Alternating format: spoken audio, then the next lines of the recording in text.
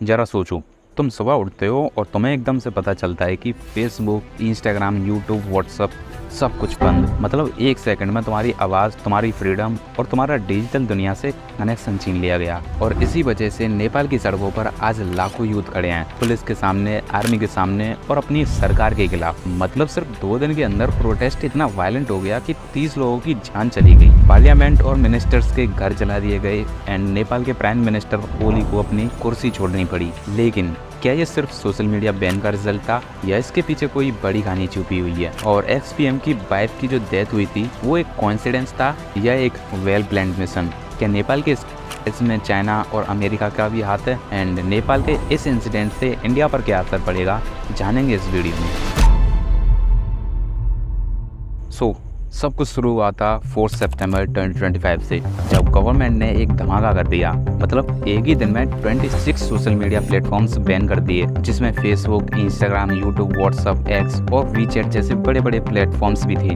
Government का कहना था कि ये कंपनीज नेपाल के नए रजिस्ट्रेशन रूल्स फॉलो नहीं कर रही थी, लेकिन लोगों के लिए ये फ्रीडम का सस्पेंशन था। यूथ के लिए सोशल मीडिया सिर्फ एंटरटेनमेंट ही नहीं बल्कि करप्शन एक्सपोज करने और उसके खिलाफ आवाज उठाने का भी एक जरिया था। और जब ये सोशल मीडिया बैन किए तो लोगों का गुस्सा और बढ़ गया और फिर 8 सितंबर को काठमांडू के मैटीगर मंडाला में स्टूडेंट्स ने एक पीसफुल प्रोटेस्ट शुरू किया, लेकिन पुलिस के लाठीचार्ज, टीयर गैस और रबर बुलेट्स ने इस मूवमेंट को वायलेंट बना दिया, जिसकी वजह से आसपास के एरियाज में ये आग फैल गई और कर्फ्यू लगा दिया गया एंड आर्मी भी बुला ली गई। सोशल मीडिया पे #JenZNepal, #Unban सोशल मीडिया और #NepoKids ट्रेंडिंग होने लगी।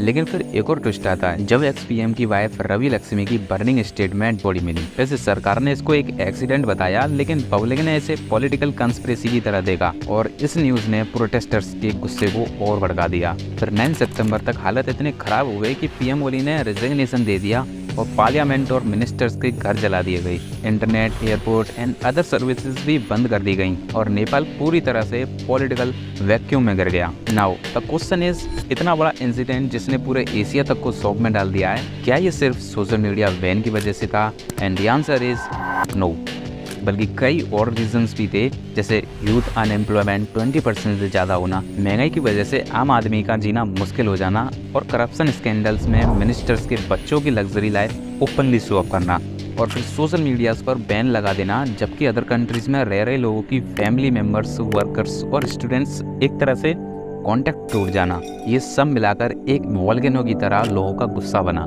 एंड सोशल मीडिया पर तो सिर्फ एक स्पार्क था, असली आग तो करप्शन और सिस्टम के फेलियर से न लगाई।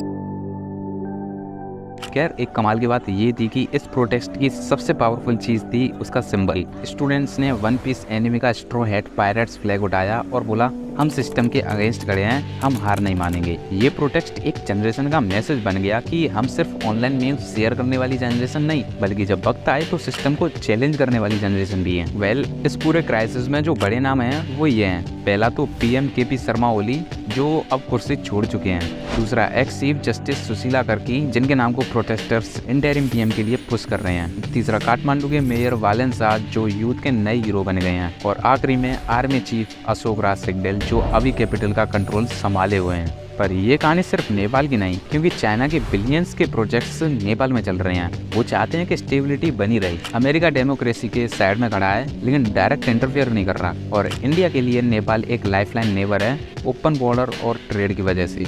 एनालिस्ट्स और एक्सपर्ट्स का कहना है कि नेपाल अब एक प्रॉक्सी बैटलफील्ड बन रहा है, जहां इंडिया, चाइना और यूएस सब अपना अपना इन्फ्लुएंस जमाने की कोशिश करेंगे। तो अब आगे क्या हो सकता है? जेन-जी की आवाज जीत जाए और नेपाल में एक नए ट्रांसपेरेंट पॉलिटिक्स की शुरुआत हो। ऑप्शन 2, आर्मी ज्यादा दिन तक पावर में रहे और नेपाल भी पाकिस्तान की तरह ओनली आर्मी डिपेंड रहेगा।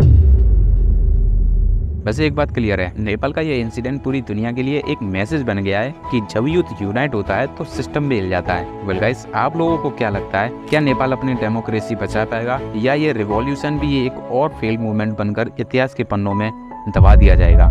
Let me know your opinions in comment section.